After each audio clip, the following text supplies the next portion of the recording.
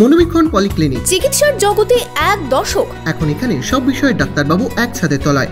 Phone করুন 7477999515 এই নম্বরে। আইনজীবীর বাড়িতে হামলার প্রতিবাদে পেন ডাউন কর্মসূচিতে লালবাগ কোর্টের আইনজীবীরা। ঘটনার 3 দিন হয়ে গেলেও অভিযুক্তরা গ্রেপ্তার না হওয়াতেই কর্মবিরতিতে আইনজীবীরা। হিরো বাইকে ঈদুল আজহার লাকি ড্র।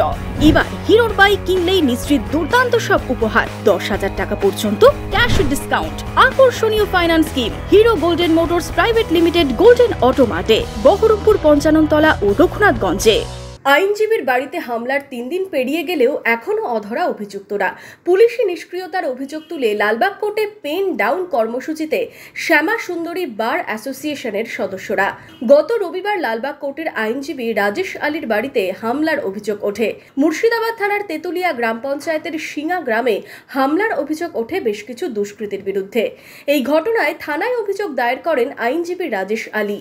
যদিও পুলিশ এখনও কাউকে গ্রেপ্তার করতে না পারায় বুধবার লালবাগ কোর্টে পেন ডাউন কর্মসূচিতে সামিল হন বার অ্যাসোসিয়েশনের সদস্যরা।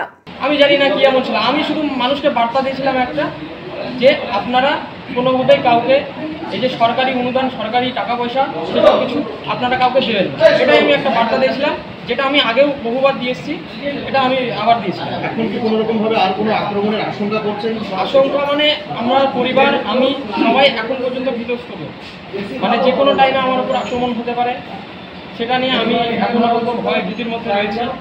পরিবারের সবাই ভয় ভীতির মধ্যে রয়েছে।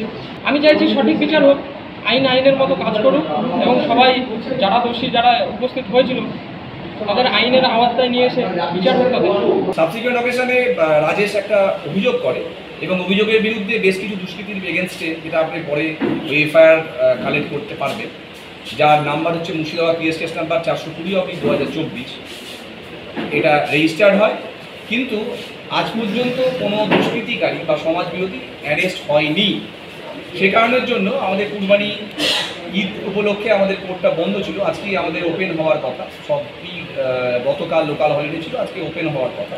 কিন্তু আমাদের একটা general meeting, urgent general meeting আমাদের প্রেসিডেন্ট সাহেব কল করেন এবং সেখানে স্থির হয় যে যতক্ষণ পর্যন্ত ওই দুষ্কৃতিকারীরা অ্যারেস্ট না হচ্ছে ততক্ষণ পর্যন্ত আমরা পেন ডাউনের দিকে যাওয়ার একটা সিদ্ধান্ত নেব, কিন্তু সেটা ফাইনালাইজ হবে আগামীকাল।